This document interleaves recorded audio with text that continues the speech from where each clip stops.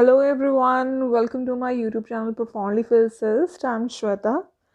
So due to some personal reasons जो है YouTube पर continuity नहीं maintain हो पाई, but अब से जो है YouTube पर हम regular रहेंगे.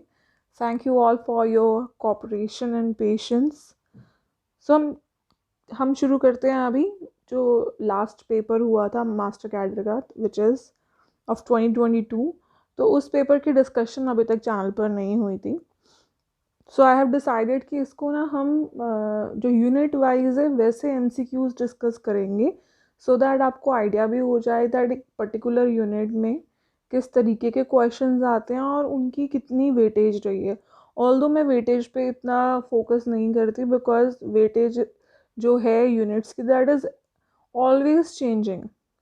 मतलब प्रीवियस अगर हम पेपर्स देखें लाइक 2016, 17, 2020 इलेक्ट्रॉनिक्स एक इतनी इम्पॉर्टेंट यूनिट रही है but in this paper there was no question from electronics unit. Similarly classical mechanics में से सिर्फ 2 क्वेश्चंस आते रहे हैं, one from special theory of relativity and one from जो बाकी 3 उसके सेक्शंस बन जाते हैं उसमें से. बट इस पेपर में हम देखेंगे कि क्लासिकल मैकेनिक्स में से 8 क्वेश्चंस आए हुए हैं.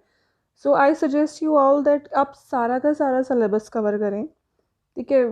किसी यूनिट को ज़्यादा प्रायोरिटाइज ना करें that this is the important one और दूसरे को छोड़ दो. यू नेवर नो कि मेजर पोर्शन शायद उसी यूनिट में से आ जाए जो आप छोड़ रहे हैं, ठीक है. So it's better to cover all syllabus. और वाइल इस वीडियो में हम देखेंगे कि क्वेश्चंस कौन से टॉपिक्स में से आ रहे हैं, क्या वो टॉपिक सिलेबस में मेंशन्ड है, क्या वो एमएससी के टॉपिक हैं, ठीक है. तो एक क्वेश्चन की भी रेटिंग करते चलेंगे कि क्या उसका लेवल कैसा है, that is it simple, is it medium, या फिर उसका डिफ़िकल्टी लेवल बहुत हाई है. तो वो भी देखेंगे पेपर कैसा था. एंड जो स्टूडेंट्स अब प्रिपेयर करने लगे हैं मास्टर कैडर के लिए तो उनके लिए बेस होगा कि कैसे हम जो है अपकमिंग अगर मास्टर कैडर आता है तो उसकी प्रिपरेशन कैसे करें. अलॉन्ग विद दैट ये जो वीडियो है जिसमें MCQs हैं they are also useful for students who are preparing for MSc Physics entrance exam, TGT Physics, PGT Physics, सबके लिए क्वेश्चंस यूजफुल होने वाले हैं. तो सबसे पहले we will discuss questions related to unit solid state physics जिसमें से 6 questions आए हुए थे पेपर में. First question is what is Einstein temperature for Einstein frequency 9 into 10 raised power 11 hertz. So this question is from Einstein theory of specific heat, ठीक है. तो वहाँ पे रिजल्ट आता है relation between Einstein temperature and Einstein frequency. So one more thing I would like to add over here कि जो previous papers थे उनमें न्यूमेरिकल इतने ज़्यादा नहीं आए थे but in this paper there was like 60 to 70% numericals थे. बट न्यूमेरिकल्स जो है ये जैसे ये न्यूमेरिकल है ये आपकी BSc बुक का ही न्यूमेरिकल है. सो इस पेपर से एक और एनालिसिस जो हमें पता चलता है that is you have to cover each and every numerical specified in your BSc book. तो अपनी BSc बुक्स में से जो भी न्यूमेरिकल है उन सबको आपको कवर करना है, ठीक है. इस क्वेश्चन को सॉल्व करते हैं. सो relation is theta E here stands for Einstein temperature is equal to h nu by k. h here is Planck's constant, k is Boltzmann constant. तो क्वेश्चन में सिर्फ उन्होंने हमें न्यू फ्रीक्वेंसी प्रोवाइड की हुई है which is 9 into 10 raised power 11. Planck's constant and Boltzmann constant की value आपको पता होनी चाहिए, ठीक है. सो Planck's constant is 6.625 into 10 raised power minus 34 and k which is Boltzmann constant it is 1.38 into 10 raised power minus 23. So जब आप इसको सिंप्लीफाई करेंगे then answer will be 43 Kelvin. Next question is the behavior of lattice potential is. So lattice potential का behavior कैसा होता है. First is periodic potential, second is constant potential, third is cannot be defined, fourth is potential having zero value. So this topic is from chapter band theory of solids BSc book. So band theory of solid से पहले जो chapter आता है that is free electron theory. और free electron theory जो है they are number of like characteristics of metals जो free electron theory explain नहीं कर पाई. The reason behind it is के जो फ्री इलेक्ट्रॉन थ्योरी है उसमें कंसिडर किया जाता है कि जो इलेक्ट्रॉन इन अ मेटल हैं they are moving in a constant और ज़ीरो पोटेंशियल। तो फ्री इलेक्ट्रॉन थ्योरी की फेलियर का सबसे बड़ा रीज़न बनता है कि बिकॉज उसने कंसिडर किया that electrons are having constant potential, they are moving under a region of constant potential. जो सबसे एक मेन पॉइंट एक्सप्लेन नहीं हो पाया फ्री इलेक्ट्रॉन थ्योरी से, दैट इज कि what is the difference between conductors, insulators and semiconductors. Then comes band theory of solids, which is based on कि जो electrons हैं in a metal they move in a periodic potential.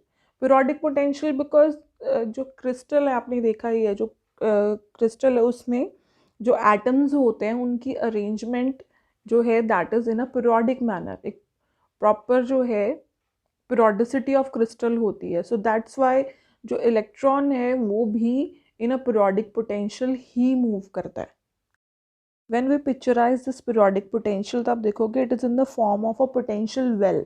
जो boundaries of a metal है उन्हीं के कारण electron जो है remain confined inside the metal, और ये जो बाउंड्रीज हैं उन्हीं के कारण जो है ये जो पीरियोडिक पोटेंशियल है it appears like a potential well.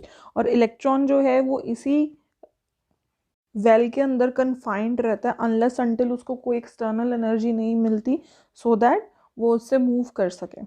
यही पीरियोडिक पोटेंशियल जो है it becomes the basis for band theory of solids. और बैंड थ्योरी ऑफ सॉलिड्स के बेसिस पर हमें मिले energy bands, energy states, and then जो कंडक्टर्स, इंसुलेटर्स एंड सेमीकंडक्टर्स हैं फिर उनमें जो डिफरेंस है उसको फिर डिफाइन किया गया. Next question is specific heat of phonemes at constant volume and at low temperature in two dimensions is.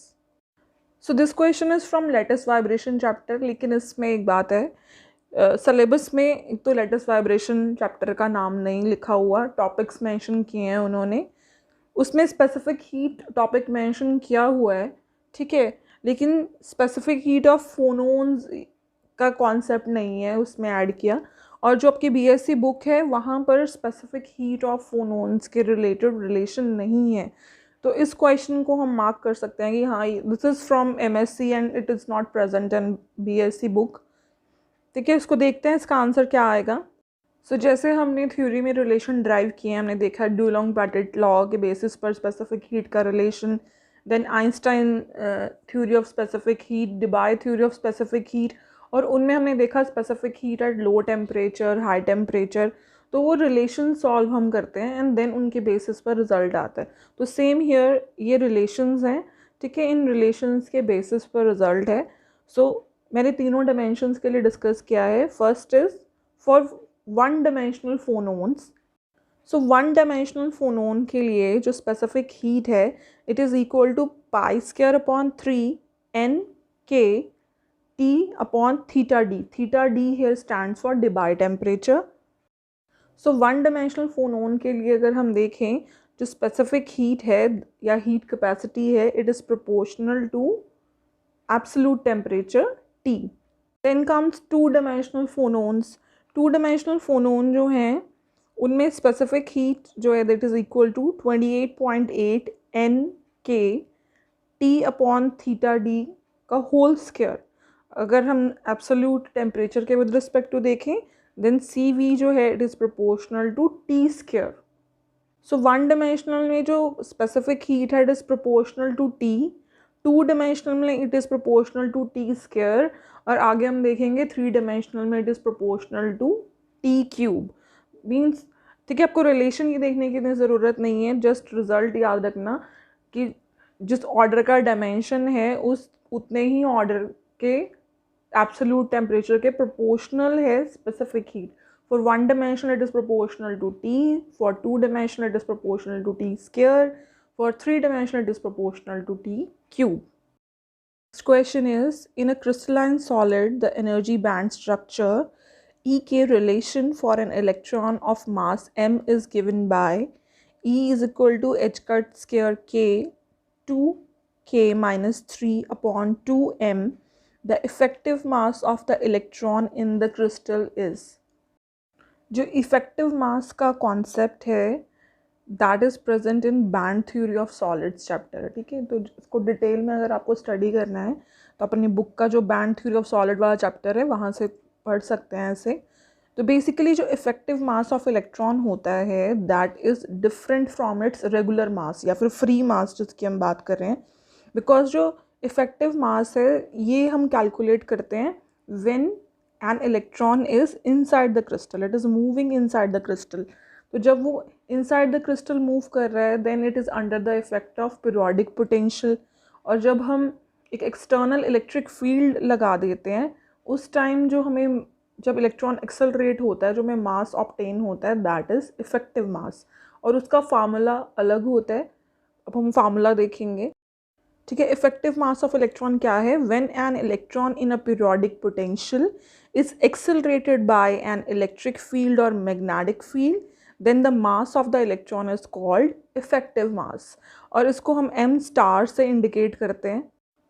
जो इफेक्टिव मास ऑफ इलेक्ट्रॉन है in a crystal is different from its free mass. अब बात है main इसके formula की। जो m star है it is equal to h cut square upon d square e by D K square. तो ये फार्मूला आपको पता होना चाहिए। अब क्वेश्चन में उन्होंने हमें एनर्जी की वैल्यू E प्रोवाइड की हुई है, उसको हमने डबल डिफ्रेंशिएट करना है, इस फार्मूला में सब्स्टिट्यूट करना है, देन इफेक्टिव मास की वैल्यू आ जाएगी। सो एनर्जी की वैल्यू दी है क्वेश्चन में E is equal to h cut square के ब्रैकेट में 2k-3 अपॉन 2m। इसको हमने करना है डबल डिफ्रेंशिएट। सबसे पहले इसको थोड़ा सेपरेट करके लिख लेते हैं। यहाँ पे मैंने ब्रैकेट को ओपन कर दिया है, ठीक है। तो यहाँ पे 2 टर्म्स आ गई हैं हमारे पास, 2h कट स्क्वायर के square by 2m minus 3/2 h cut square k upon m।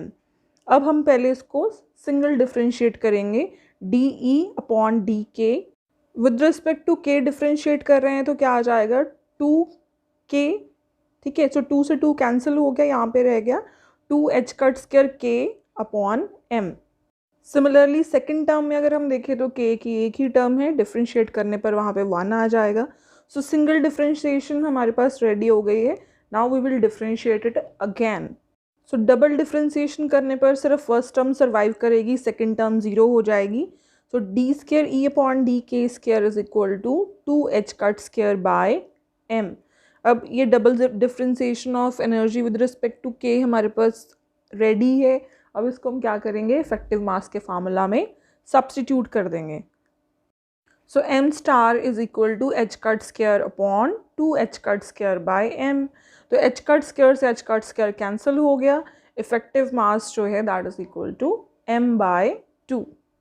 So question जो है स्टेटमेंट पढ़ के it seems difficult, but once you know the formula then सिर्फ डबल डिफ्रेंशिएट करके उसको फार्मूला में सब्स्टिट्यूट ही करना है।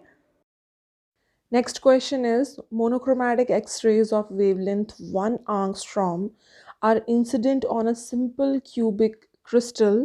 The first order reflection, Bragg reflection from 311 plane occurs at an angle of 30 degrees from the plane. The lattice parameter of the crystal in angstrom is. So numerical में सबसे पहले देखते हैं कि given क्या है। सो क्वेश्चन में हमें वेवलेंथ गिवन है, lambda is equal to 1 angstrom which will be 10⁻⁻10 meters. फिर उन्होंने बोला है the first order reflection, first order means n is equal to 1। Then reflection occur from plane 311 का मतलब जो h है that is equal to 3, k is equal to 1, l is equal to 1। जो theta है दैट इज़ 30 डिग्रीज। कैलकुलेट करना है हमें lattice parameter. Lattice parameter means हमें ए की वैल्यू कैलकुलेट करनी है। सो न्यूमेरिकल देखकर आपको पता चल ही गया होगा that this question is from chapter crystal diffraction. इस क्वेश्चन को सॉल्व करने के लिए we will use Bragg's equation for reflection, so which is 2d sin theta is equal to n lambda. अब जो वैल्यूज़ हमारे पास है हम इसमें फिल कर देंगे। जो स्मॉल d है उसका नेम है इंटरप्लेनर स्पेसिंग, या फिर कहीं पर लिखा होगा spacing between planes, then d के रिलेटेड बात की गई है। जो स्मॉल a है उसका नेम लेटिस कांस्टेंट है, in this particular question lattice parameter बोला गया है, एंड अदरवाइज इसको हम इंटरएटॉमिक स्पेसिंग भी कहते हैं. There is a point of difference between lattice constant and lattice parameter. Lattice constant की जब हम बात करते हैं then we talk about a specific dimension, जैसे कि ए बी सी, ठीक है, जर्नल में इसको ए कंसिडर कर लेते हैं. जब लेटिस पैरामीटर की बात आती है then we talk about complete set of constants, जैसे कि a b c alpha beta gamma. So question में ना तो हमें डी दिया हुआ है और ए तो हमें कैलकुलेट करना है, ठीक है. एच के एल जो है इनकी वैल्यूज़ गिवन है, h is equal to 3, k is equal to 1, l is equal to 1. तो वैल्यू वो सब्स्टिट्यूट कर देते हैं. एच स्क्वायर विल बी 9 देन 1 1. सो टोटल जो है यहाँ पर क्या आ जाएगा, square root of 11. So d की वैल्यू कितनी आ गई, d is equal to A upon square root of 11. When you will substitute Ds value, तो यहाँ पे हमें ए कैलकुलेट करना, देखो कितना आएगा. सो 2 से 2 कैंसिल हो गया, a is equal to square root of 11. ठीक है, बिकॉज हमने डिटेल में एक एक स्टेप कवर किया है दैट्स वाई थोड़ा सा लेंदी लग रहा है. But once you know that ये ब्रैग्स इक्वेशन पे बेस्ड है, 2d sine theta is equal to N lambda, just आप वैल्यू सब्स्टिट्यूट करके इसको आंसर निकाल लेंगे और कैलकुलेशन भी बहुत ईजी है इसमें. So next question from solid state physics is X-ray of wavelength lambda is equal to A is reflected from the 111 plane of simple cubic lattice. If the lattice constant is A, the corresponding Bragg's angle is. तो देखा आपने जो paper में second numerical आया हुआ था बिल्कुल same है. अभी हमने जो क्वेश्चन सॉल्व किया बस वहाँ पे हमें लेटिस पैरामीटर कैलकुलेट करना था और यहाँ पे जो है हमें ब्रैग्स एंगल थीटा जो है वो कैलकुलेट करना है. ठीक है, अगेन क्रिस्टल डायफ्रैक्शन चैप्टर का क्वेश्चन है. We will make use of Bragg's equation which is 2d sine theta is equal to N lambda. Lambda is equal to A given in the question और H K L की value क्या है 1. So D calculate करेंगे पहले. D is equal to A upon square root of H square plus K square plus L square. H K L की value 1 है तो D की वैल्यू आ गई a upon square root of 3. So now we have all values. अब theta calculate करेंगे. 2 into D की value a upon square root of 3 sine theta and is equal to 1 lambda is equal to a. A से a cancel हो गया. Sine theta is equal to square root of 3/2 which is sine 60 degrees. तो theta कितना आ गया यहाँ पर π/3. सो solid state portion का अगर हम एनालिसिस देखें तो इसमें 6 क्वेश्चन आए हुए हैं. 6 क्वेश्चन में से आपने देखा जो 4 क्वेश्चन हैं वो न्यूमेरिकल हैं, सिर्फ 2 क्वेश्चन थ्योरी बेस्ड हैं, राइट. और जो चैप्टर्स हैं जिनमें से क्वेश्चन आए हैं, लेटिस वाइब्रेशन जैसे स्पेसिफिक हीट ऑफ सॉलिड, उसमें से 2 क्वेश्चन थे. बैंड थ्योरी ऑफ सॉलिड के 2 क्वेश्चन और क्रिस्टल डायफ्रैक्शन के 2 क्वेश्चन हैं. मतलब इन 3 चैप्टर में से उन्होंने 6 क्वेश्चन ऐड किए हैं और 5 क्वेश्चन जो इसमें से थे वो बीएससी बुक में से. आपकी बीएससी बुक के विद इन ही आपको वो टॉपिक मिलेंगे, ठीक है, वहीं पे आंसर्स हैं. लेकिन एक क्वेश्चन जैसे कि स्पेसिफिक हीट ऑफ फोनोन्स वाला टॉपिक है वो बीएससी बुक में नहीं है, वो एमएससी बुक में है. So if you are planning to start solid state physics तो उसके लिए अब आपको क्या करना है, जो आपकी बीएससी बुक है उसको थॉरली स्टडी करना है विदाउट थिंकिंग कि ये टॉपिक तो सिलेबस में मेंशन नहीं है, ये चैप्टर नहीं है. ठीक है, आपको कंप्लीट बुक को अच्छे से स्टडी करना है, वन थिंग. सेकेंड इज़ जितने भी उसमें फॉर्मूलाज आ रहे हैं और जितने भी सॉल्व अनसॉल्व न्यूमेरिकल्स हैं उनको प्रैक्टिस करना है. Because as we have seen कि न्यूमेरिकल्स की वेटेज बढ़ रही है, तो